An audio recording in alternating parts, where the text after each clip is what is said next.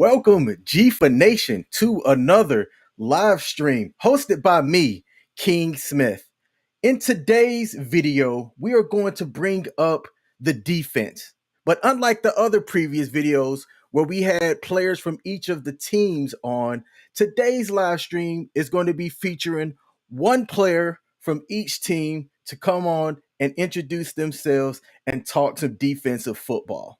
All right. We've got people already in the comment section. Sherry has showed up for each one of these live streams. And for her, I give a salute. All right. Before I get into this video and bring both guys on board here, I'm going to go over some housekeeping things that James asked me to cover for this media day. Okay. First things first. The game is going to be played for Keystone Bowl XVIII at Kutztown University in Kutztown, Pennsylvania. Okay, you can go to Google Maps or whatever map platform that you use to get the address, navigate your behinds to the game, show up and show some love and watch some good football that will be played this Saturday. Tickets are $5. People under the age of 10 get in free.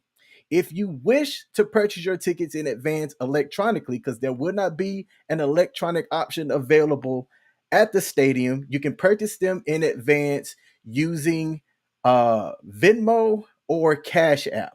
The link to where you would make that electronic purchase is in the description box of this video. That's housekeeping item number one. Housekeeping item number two. There's going to be a raffle at the game.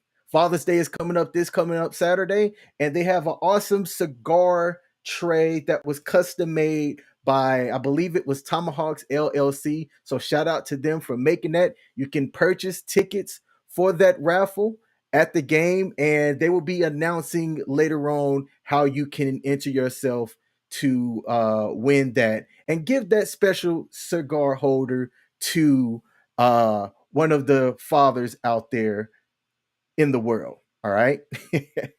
Okay.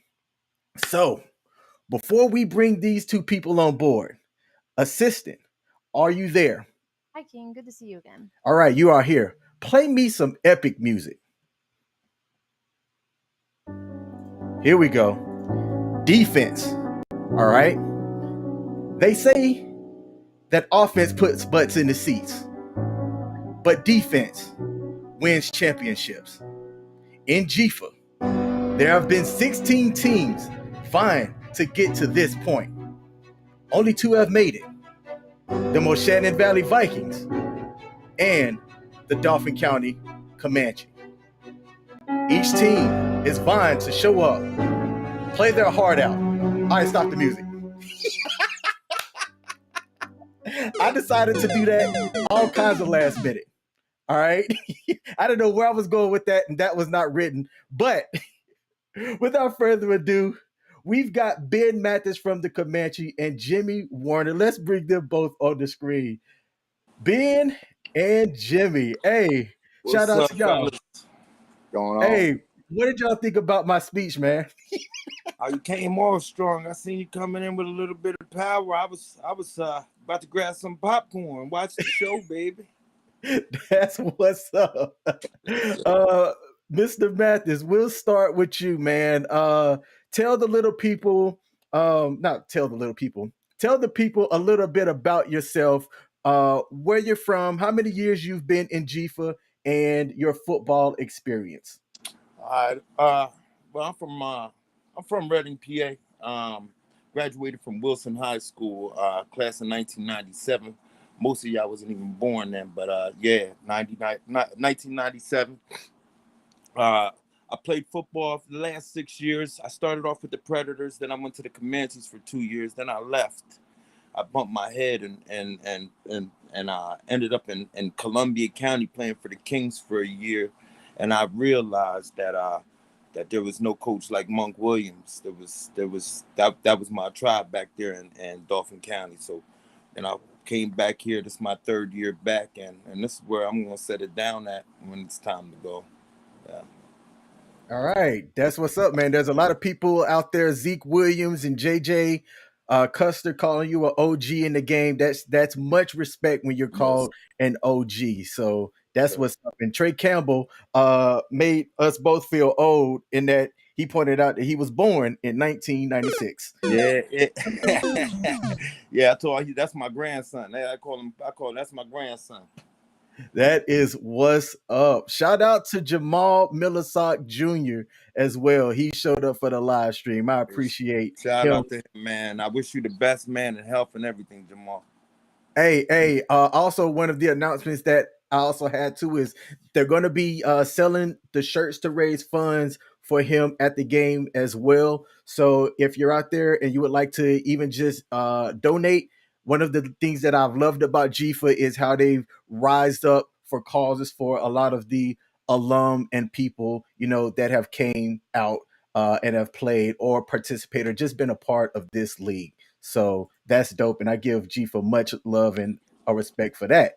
The other player that we have up is Mr. Jimmy Werner. Now, Jimmy is the guy that just kind of like being, wear those big number 90 numbers. You know what I'm saying? Those guys down on the line that like to get, down there and dirty. And just like Ben, Jimmy has much respect for him throughout this league as well. So, Jimmy, tell everybody a little bit about yourself, your football experience, and years in GEFA.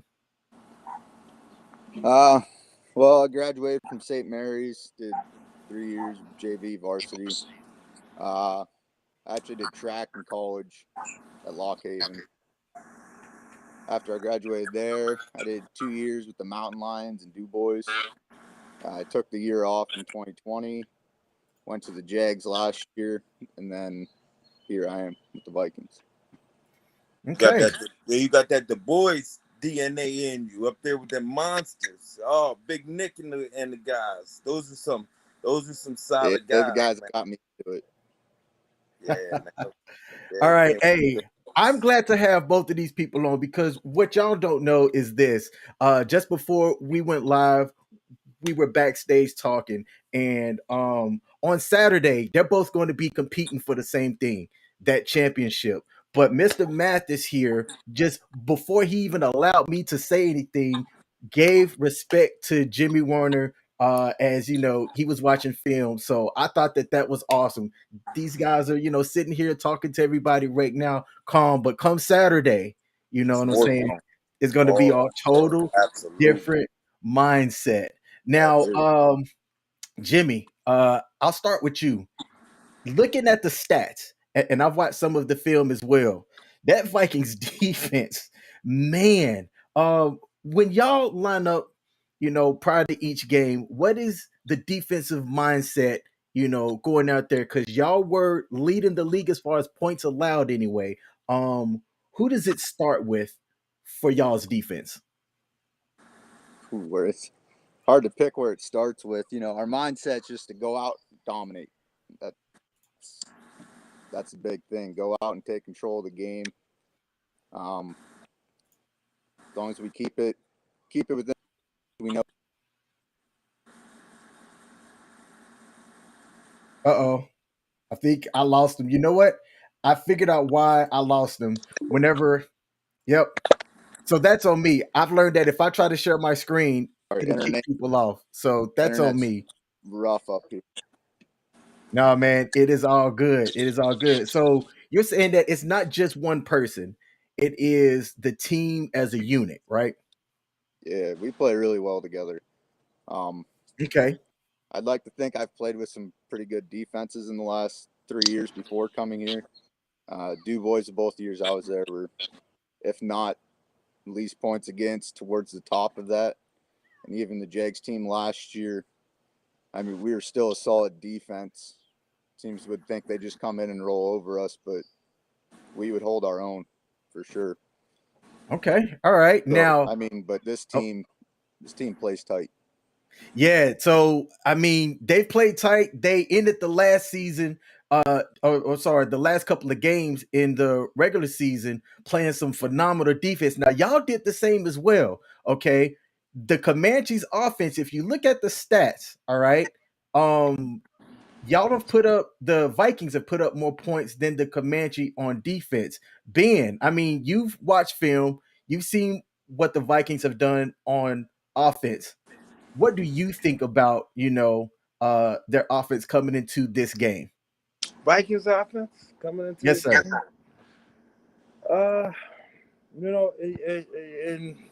It looks good. You know what I mean? It's a lot. You always gotta respect those guys over here. You know what I mean? Malik is a monster. You know what I mean? Sean Steve's monster. I mean Albert, monster. Like they really deep at that at the wide receiver running back position. I don't know. I'm pretty sure we're gonna see this new quarterback that we haven't seen before. But we're gonna pressure. Everything looks good until that pressure's coming, and that's what we do. We bring it fast and we bring it hard. We gonna come. Ain't gonna be no time. Ain't gonna be no time to throw them things down the field, because that quarterback gonna be running for his life from the onset. You know what I mean? We coming. You know what I mean? So what they seen in the past couple of weeks and what we seen on film, and what I seen out of my guys the last couple of weeks, it's like there was a big old scruffle, you know what I mean, after in the middle of the Cyclones game, and then we came together as a unit, and we understood that the games are fought on the field, and all that extra shit was taking us out of our element. You know what I mean? And when you have a whole bunch of young guys, it can really affect how you play. You know what I mean? They're really chatty and stuff like that. But my little guy, number 7, Marquise Holston, forget it. You know what I mean? This young man is a gorilla, a gorilla. You know what I mean? We got Tyler Dieter, who, if we had a draft in the GFA, you know what I mean, and I had the number 1 pick, I'm taking Tyler Dieter number 1 every single year that I play with this kid. He's so great. He does so much. You gotta double him. You gotta do something, because he's so disruptive. And then we got Jordan Bell, you know what I mean? Me, like there's no break. So I mean, offenses do, you know what I mean, they do look good, and then that pressure comes. So we're gonna see. I love our chances. It's gonna be a defensive battle, low points. You know what? I like how he gave props to number 7, Holton. I didn't realize the guy was a rookie until I just saw that. So for him to come into this league as a rookie and, earning a call out from you, shout out to number 7 over there for Comanche, Holton. Now, Jimmy, same question to you. I've watched the Comanches offense for the film that they do have up there. And that offense in the last half of the season really started to kind of step up. When you're lining up, okay, and you're looking at the person in front of you, what are your initial thoughts as you're lining up and about to start the play? I think for me, it's just the same thing every game. Just be fast, be physical. Especially for me individually, been lining up at nose a lot this year, right across from the centers. Just beat them every play. Now, you are a man of few words, and I tell you what, during that Hitman game, I saw a couple of times, like, you aren't just quick, but you're pretty fast at the line of scrimmage as well. And I saw that as a pretty decent advantage, because not just in that Hitman game, there were several times that you got off the line of scrimmage fast. Did you have any experience playing defensive line prior to playing in GEFA? Or was that position fairly new to you? No, I actually played like a safety linebacker hybrid in high school.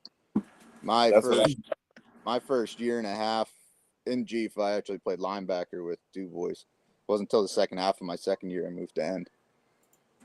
Now, how did you feel about that? Making that? Can I say something real quick? Yo, Yeah, Ben. Yo, you the best snap jumper in the league, brother. I don't even know how you get off so fast. The quarterback don't even have the ball when you already through there. Amazing, bro. Yeah. There's been a Blooded. couple of times where he's jumped the snap, and I'm just like, geez. What the hell, bro? Yeah, he's special. He's definitely special. So So Jimmy, so being that you've played different positions, were you hesitant to move positions, or did you just go wherever the coach, asked you to play? I was actually pretty pumped to move to DN the second half of the year there over in DuBois. It was actually Matt Shuey's first year. He was the other end, so it's a pretty nasty combo on the edges there. So Okay. it was fun. I got bigger. When I came in the league, I was like 230-ish. I'm like 250 now plus. So makes it a little easier at the line when you're on half the size of some of the guys you're lining up against. No doubt, no doubt. All right, so Ben, man, you're older than me, man. A question for you is, how do you feel about playing a young man's game? I don't. It's not a young man's game. It's a warrior.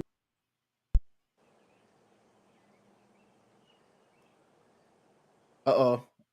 I think I lost him a second. Let's see if he can get his audio situation figured out. Oh, there Yeah, you go. I'm He's sorry about back. that. It's a Warriors game. Like, you know what I mean?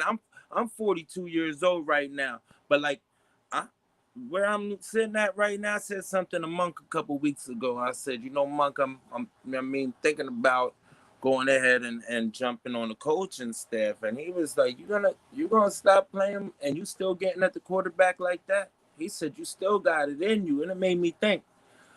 When I'm done now.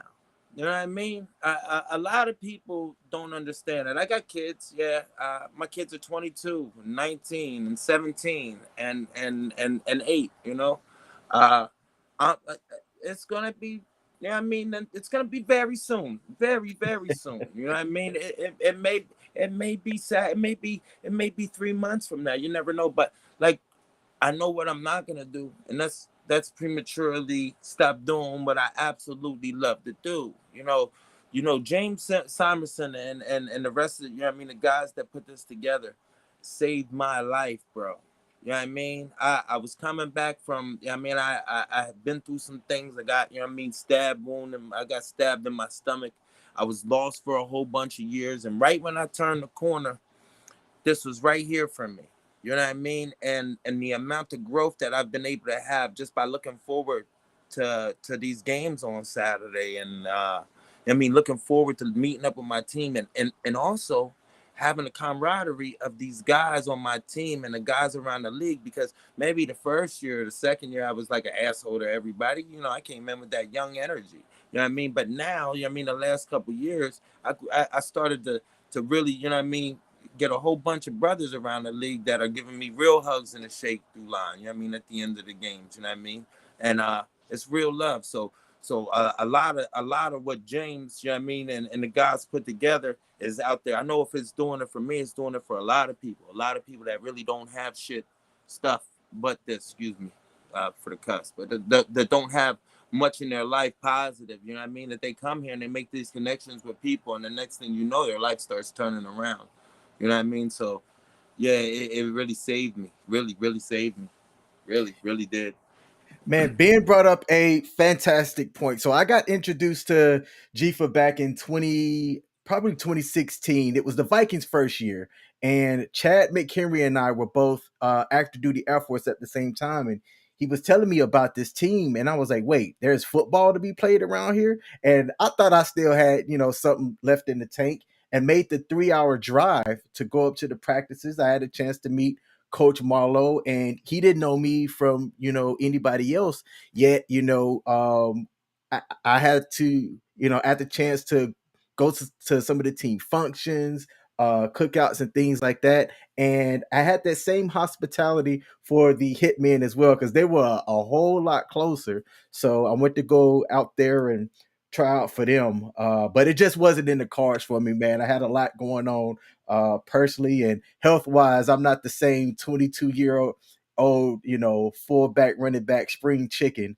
that I used to be. But in my head, I still think that I've still got it. But the main point of me bringing up all of that is people don't understand the work that the owners and the coaches and stuff, put in outside of their work and everything like that to keep this league going, to give people the opportunity to lace up those cleats one more time. So GEFA's done a fantastic job. They've built, year upon year, despite some adversity and some things. And I know a lot of people like Jimmy and Ben are appreciative of that.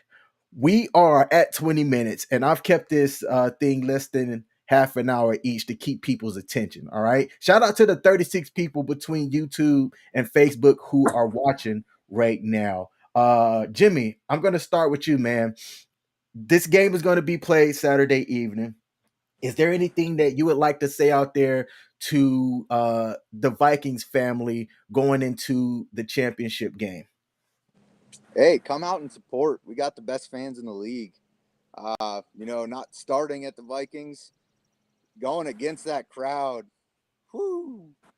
It can be a lot, but when they're at your back and rooting for you, it's a game changer. So we need y'all out there for sure. Okay, Vikings loyal, Vikings faithful. Show up and show out. I will second that. I think that, in my opinion, y'all have probably some of the most traveled fans that show up to all of y'all games, no matter where it's located at. Ben, you've got the last word, brother. What would you like to say out there to the Comanche faithful going into Keystone Bowl XVIII? Hey, we you gotta come witness something. Young guys ain't scared, man. You know what I mean? We got some vets that are ready to go, man. Go win one for Coach Monk, the best coach in his league, man. He got us back here again, man.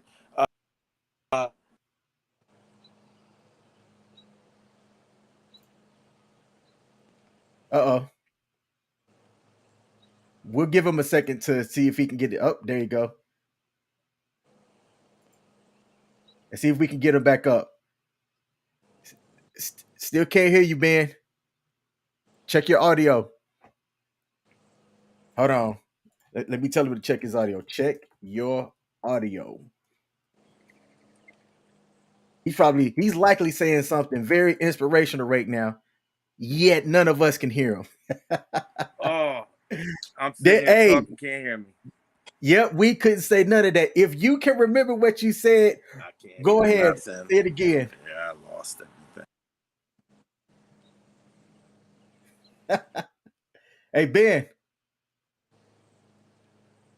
Well, he likely said something very good, and we couldn't hear him. I'm going to try to see if he can get this fixed one more time, and then we're going to close out the show. Hey, there we go. All right, Ben, you have the floor again, brother. I can't get back on here. It is all good. Hey, Ben, hey, Jimmy, it was nice having y'all on. Shout out to both of y'all for coming on and talking defense for Keystone 18 Media Blitz. I'm going to kick y'all both out and close out the live stream, man. Salute. See you, man. Thanks for what you're doing. All right. Das Boot and Das Boot. All right. That was the defenses. Okay. Both of those guys on film, man, look really good. Okay. And they both definitely stand out. For the last media day blitz that we have, I think I'm going to have both coaches on. If I could get the schedule worked out with both Coach Monk and Coach Marlowe, have them both come on and give the final words for the GEFA community, GEFA fans, and their teams going into Keystone Bowl XVIII. I'm going to be out there as well. I was going to be in the stands, but I might try to see if I can hop in that press box a bit. And I'm trying to talk something out with James, see if I could go live during halftime and hear what the community has to say about Keystone Bowl XVIII. We'll see if I can get that working. I appreciate the people that showed up today. I will be back tomorrow for the last live stream of the week, and I will see y'all